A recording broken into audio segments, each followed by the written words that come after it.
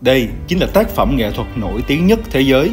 Tuy nhiên, danh tiếng của bức tranh này lại không đến từ vẻ đẹp của nó, mà là vì hàng loạt những bí ẩn ly kỳ mà cho đến ngày nay vẫn không một ai dám khẳng định rằng đã tìm ra lời giải cuối cùng. Vậy, những bí ẩn đó là gì?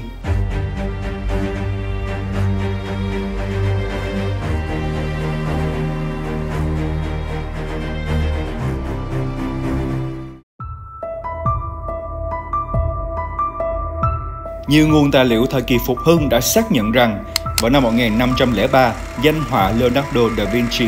đã vẽ một bức chân dung cho nàng Lisa del Giocondo, người vợ yêu dấu của một tay lái buôn giàu có thành Florence. Nhân dịp nàng Lisa vừa hạ sinh một đứa bé trai và gia đình cùng chuyển đến một ngôi nhà mới. Mona là một từ tiếng Ý nghĩa là quý bà, tương tự như Madame. Tuy nhiên, các nguồn sử liệu cũng ghi chép rằng bức chân dung này đã không được hoàn thành và gia đình Giocondo cũng chưa từng nhận được nó.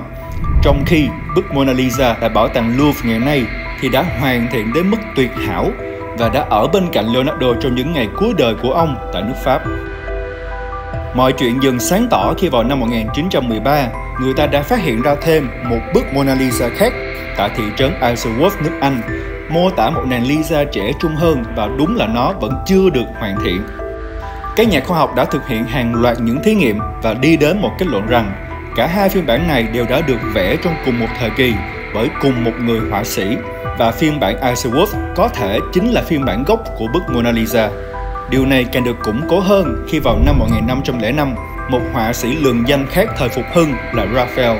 đã đến thăm xưởng vẽ của Leonardo và ký họa lại bức tranh Mona Lisa. Trong đó thể hiện rất rõ hai chiếc cột ở phần hậu cảnh, rất khớp với phiên bản Isleworth, còn phiên bản ở bảo tàng Louvre ngày nay lại không hề có hai chiếc cột này. Lý giải hợp lý nhất cho điều này là phiên bản Isleworth chính là phiên bản đầu tiên mà Leonardo đã vẽ nàng Lisa del Giocondo vào năm 1503 tại Florence. Nhưng sau đó ông đã bỏ dở bức vẽ này và vẽ tiếp một phiên bản Mona Lisa khác với tất cả các kiến thức và kỹ thuật siêu phàm của mình trong những năm cuối đời tại Pháp, chính là phiên bản được trưng bày tại bảo tàng Louvre ngày nay. Có thể nói, nhìn vào bức Mona Lisa, ta có thể thấy được nội công thâm hậu cả đời của thiên tài ngàn năm có một, Leonardo da Vinci.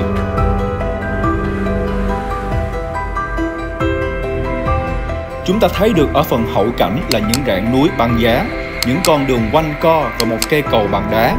mà cho đến ngày nay, nhiều thị trấn ở miền Bắc nước Ý vẫn khăng khăng giành chủ quyền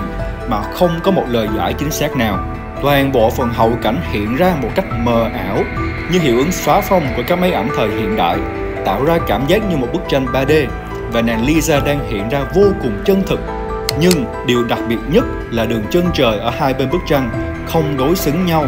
nên khi bộ não của người xem cố cân bằng hai đường chân trời này, nó tạo ra một cảm giác rằng cô gái đang chuyển động, xoay người về phía chúng ta. Trong bức tranh, bàn tay phải của nàng Lisa đang đặt lên trên bàn tay trái. Đây chính là một cử chỉ tượng trưng cho sự đức hạnh và thủy chung, vì bên phải trong văn hóa phương Tây được gọi là Dexter, vị trí của danh dự, còn bên trái là Sinister, vị trí của tội lỗi. Đức hạnh của Lisa cũng đã được chứng minh bởi các ghi chép về đám tang của nàng, khi cả thành phố Florence đã khóc thương và chôn cất nàng một cách long trọng tại nhà thờ Thánh Ursula. Nàng Lisa còn đang đội một tấm khăn trong suốt gọi là gonnello, thường được các phụ nữ thời đó sử dụng sau khi sinh nở. Nhưng điều khó hiểu nhất là nàng vốn là vợ của một thương gia giàu có nức tiếng, mà trong bức tranh lại ăn mặc một cách rất giản dị và không hề đeo bất kỳ một trang sức nào.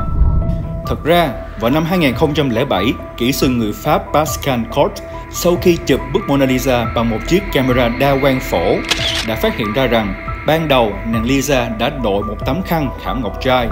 thường được gắn với các bức tranh thể hiện Đức Mẹ Maria thời phục hưng, nhưng sau đó chúng đã bị Leonardo xóa đi một cách có chủ đích. Trang phục giản dị của Mona Lisa dường như càng khiến cho người xem phải tập trung duy nhất vào trọng tâm của bức tranh, nụ cười của nàng.